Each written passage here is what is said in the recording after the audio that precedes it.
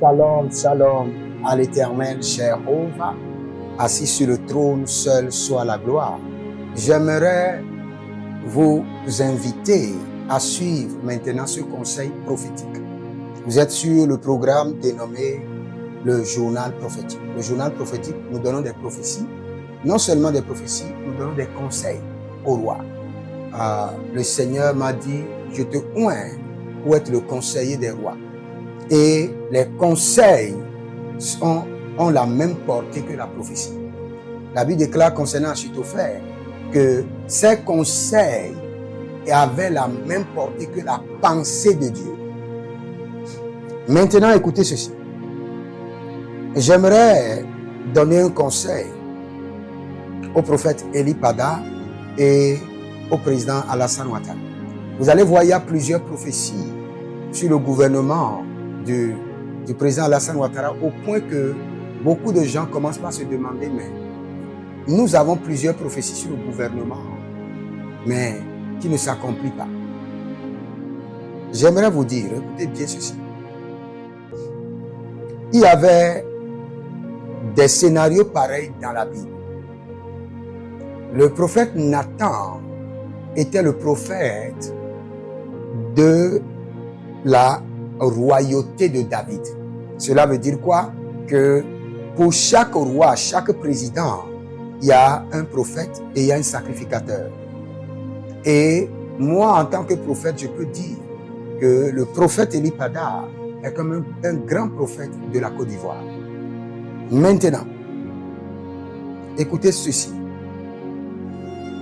Quand Dieu a parlé à Nathan, Nathan a utilisé la rhétorique prophétique pour communiquer le message.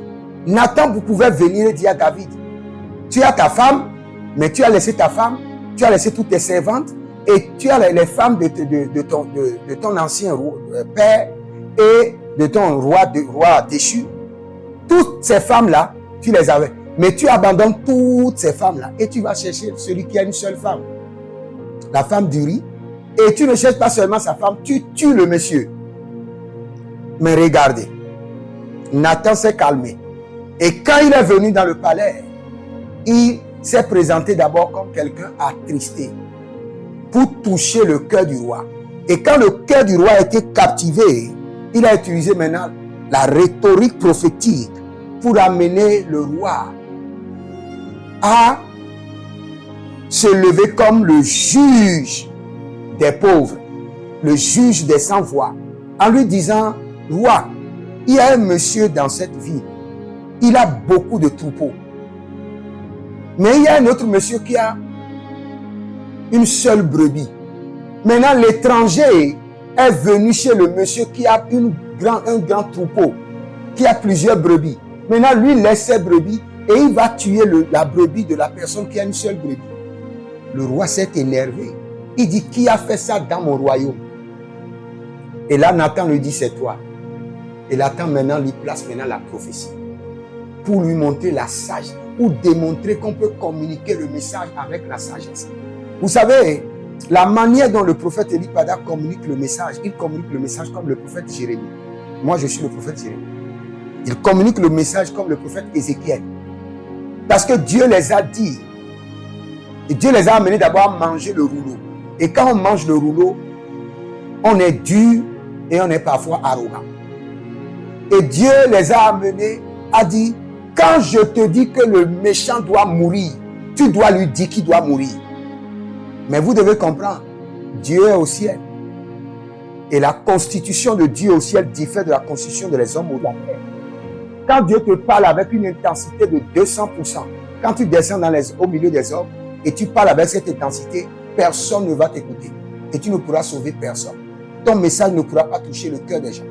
Donc le prophète Eli Pada doit maintenant changer la rhétorique de communication de ses messages en ce qui concerne le gouvernement du président Ouattara. Et moi, j'aimerais dire au président, quel qu'en soit ce que dira le prophète, ne le touchez pas, ne le victimisez pas. Laissez-le. Parce que, vous savez, Dieu est au sommet et il y a le gouvernement d'abord. le gouvernement de la terre. Et il y a les prophètes. Quand nous analysons la Bible, le Seigneur n'a pas placé le prophète au-dessus du roi. Que ça soit clair. Je peux vous faire maintenant la série. Quand David était roi, qui était le prophète? Il y avait Nathan. Et qui était le sacrificateur? Il y avait Abiathar. Quand vous allez, vous examinez tous les rois. Avec chaque roi, il y avait un prophète, il y avait un sacrificateur. Mais le sacrificateur et le prophète ne sont pas au-dessus du roi. Chacun opère dans son domaine. Donc, que le gouvernement ne s'attaque pas. Je dis ça parce que je sais ce qui est à venir. J'ai vu quelque chose que je ne veux pas dire, mais je transforme ça en conseil au prophète Eli Pada et au gouvernement du président Alassane Ouattara. Parce que nous voulons la paix et nous voulons la tranquillité dans toutes les nations, pas seulement en Côte d'Ivoire, dans tous les pays. Et moi, je prie et j'intercède que, après cette investiture, que le Seigneur touche le cœur du gouvernement de la Côte d'Ivoire et que le gouvernement nous évite les arrestations musclées, multipliées. Et je prie aussi pour le prophète Eli Pada, que le Seigneur touche son cœur et que le Seigneur l'amène à communiquer le message autrement, afin que les sujets puissent être touchés, se repentir et répondre à la volonté parfaite de Dieu. Je vais vous dire quelque chose pour finir. Mais bien avant cela, abonnez-vous, likez la vidéo, partagez. Inscrivez-vous à l'école prophétique Les Aigles en Action, à l'Institut biblique L'Aigle de la Révélation. Demandez une consultation prophétique sur vos finances, votre voyage, votre foyer, sur l'année 2026 qui est en train de venir, et vous verrez la gloire de Dieu. Sur votre ministère, nous avons de bonnes consultations prophétiques sur les ministères. Et vous pouvez demander votre consultation prophétique maintenant au plus 228 97 16 90 90. Plus 228 97 16 90 90. J'aimerais dire quelque chose pour finir. Écoutez-moi très bien. Quelle qu'en soit la situation, le Seigneur peut changer le méchant et il deviendra le juste. Et c'est sa mission. C'est pourquoi il est Dieu. Il n'y a pas quelqu'un qui est un méchant au point que Dieu ne peut pas le changer. Donc même quand tu parles au méchant, il faut voir en lui un potentiel juste en quelques minutes, dès que le Seigneur commence à travailler sur lui. C'est pourquoi même quand tu veux parler au méchant, tu lui parles avec honneur et tu lui parles avec dignité, tu lui parles avec respect. Que le Seigneur vous bénisse. Jérémie Naoum, journal prophétique. L'Éternel a parlé, l'Éternel a agi. Shalom.